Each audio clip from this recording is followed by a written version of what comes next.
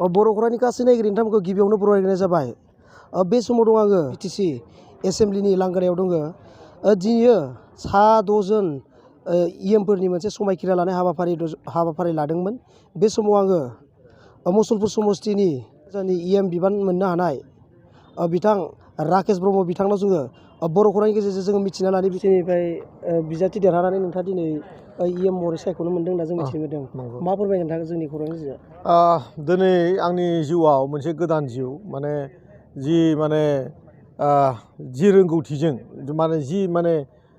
थांनाय समाव जि जों रायजोनि खामानि मावबाय थाखादोंमोन थ' दिनै आरोबाव जोंनि एगजिकिउटिभ लेभेलाव जों खामानि मावनो मोनसिगोन।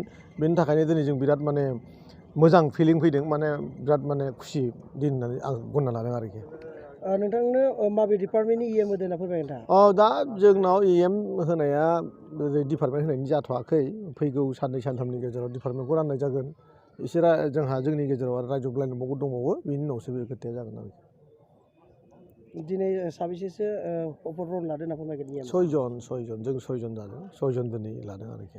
फैबाय थानाय समाव नोंथाङा रायजो राजानि माबायदि जौगानाय खामानि मावगोन होनना फोरमायगोन नोंथाङा?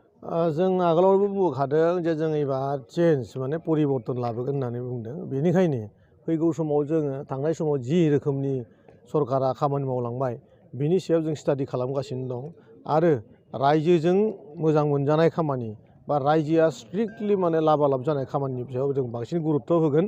बिनि दा नोजोर बोनानै नायोबा जों दा बावैनो 22,000 साइकेल राननो ओंखारदों आरो 1 लाखथा स्कुल बेग गथ'फोरनि जाय बेग गैया बे गथ'फोरखौ स्कुल बेग होनो ओंखारदों।